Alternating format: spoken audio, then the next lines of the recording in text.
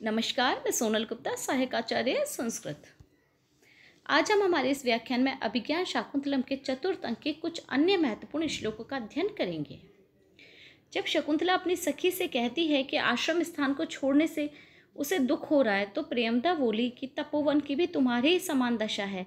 जैसे तुम्हारे वियोग से दुखी हरणियों ने कुशाओं को खाना छोड़ दिया है, मोरों ने नाचना बंद कर दिया है और लताएं अपने पीले पत्ते के रूप में मानो आंसू बहा रही हैं, इस प्रकार से सभी तुम्हारी तरह ही दुखी हैं। उद्गलित दर्भ कमला मृग्या परित्यक्त नर्तना मयूरः अपसृत पांडुपत्रा मुंचति अश्रुणि इव लताः। अपसृत, क्षमा कीजिएगा, उद्गलित दर्भ कमला अर्थात कुशों के ग्रास को उगलने वाली, मृग्या अर्थात हरिणियाँ, परित्यक्त नर्तना अर्थात नाचना छोड़ देने वाले, मयूरा अर्थात मोर, अपसृत पांडुपत्रा अर्थात गिर रहे हैं जिनके पीले पत्ते, ऐसी लताएं, मुंचती मानो छोड़ रही हैं अर्थात अश्रुपात कर रही हैं, अश्रुणी अर्थात आंसुओं को, लता अर्थात लताएं।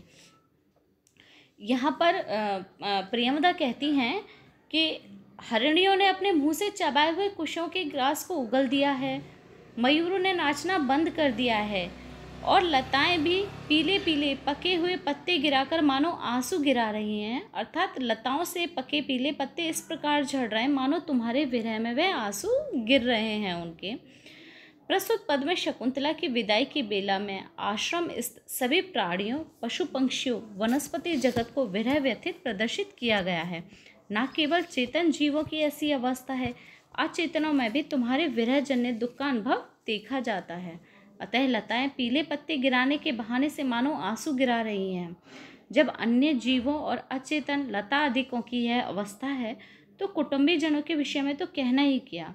इससे कन्या के पतिगृह गमन के समय पितृकुल के लोगों को बड़ा कष्ट होता है, यह ध्वनित होता है।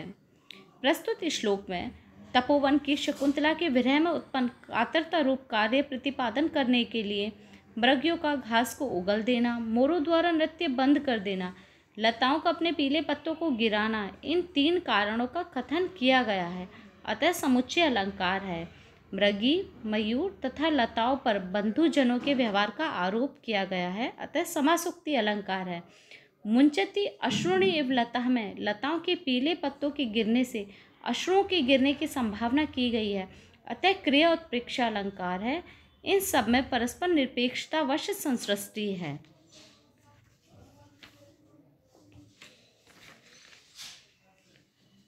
जब शकुंतला यह पूछती है कि मेरे ये वस्त्रों को कौन खींच रहा है, तब महर्षि कर्ण कहते हैं कि यह मृग तुम्हारे वस्त्र खींच रहा है, जिसे कि तुमने श्यामक धान्य की मुट्ठियों से पाला था, जिसे तुम पुत्र तुल्य मानती हो, जिसके मुख के व्रणों पर तुम इंगूदी का तेल लगाया करती थी, अर्थात मात्र स्नेह के कारण यह मृग तुम्हें यहाँ से आगे बढ़ने से रोकना चाहता है। यस्य त्वया व्रण विरूपणम इंगूदीनाम तेलम न्यश्चित मुखी कुश शुचि विधेयी श्यामा का मुष्टिम परिवर्धित कह जहाति स यवना पुत्र कृतकः पदवीं मृगते।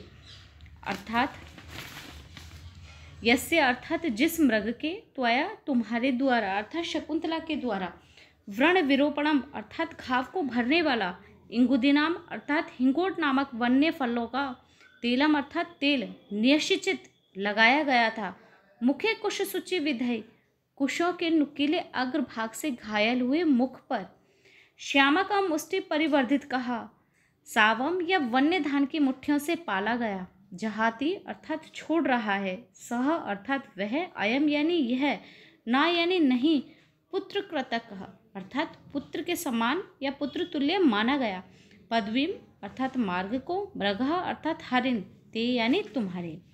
ऋषि काश्यप कहते हैं कि हे पुत्री, तुम्हारे द्वारा जिस मृग के कुशों के नुकीले अग्रभाग से छिदे हुए मुख पर घाव को सुखाने वाला हिंगोट का तेल लगाया गया था और जो तेरे हाथ से दिए गए मुट्ठी भर सावे के दानों से पला हुआ है, अतएव जो तुम्हारा कृतक पुत्र है वह यह मृगी तुम्हारे मार्ग को नहीं छोड़ रहा है। प्रस्तुत श्लोक में मृग स्वभाव का स्वाभाविक वर्णन होने से स्वभावोक्ति अलंकार है।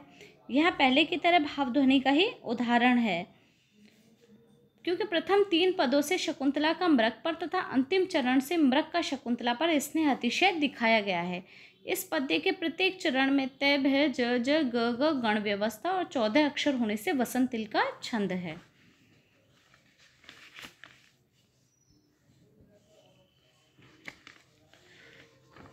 प्रस्तुत पद्य शकुंतलम के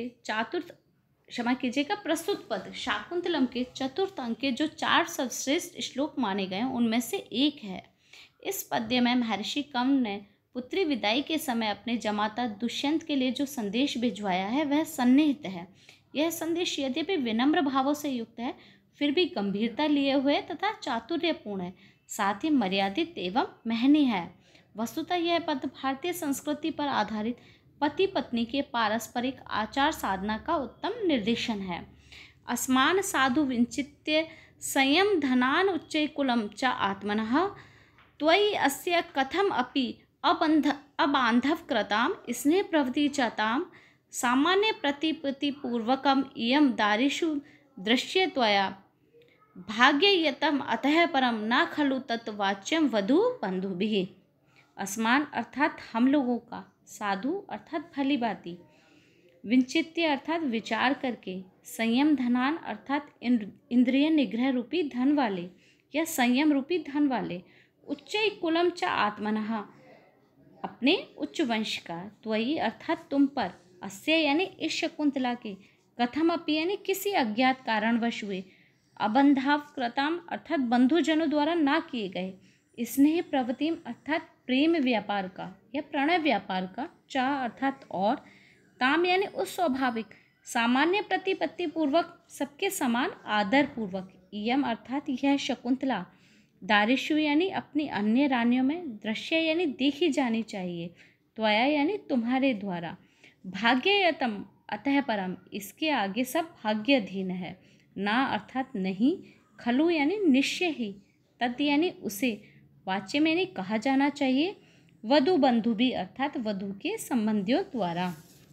काश्यप ऋषि कहते हैं कि संयम रूपी धन वाले हम लोगों का तथा अपने उच्च वंश का तुम पर हम शकुंतला के किसी भी रूप में बंधुओं के द्वारा ना कराए गए उस प्रेम व्यापार का भली भांति विचार करके तुम्हारे द्वारा यह शकुंतला अपनी अन्य रानियों के मध्य सबके समान गौरव पूर्वक देखी जानी चाहिए, इससे अधिक भाग्य के अधीन है। यह वस्तुतः वधु के भाई बंधुओं द्वारा नहीं कहा जाना चाहिए। धन्यवाद।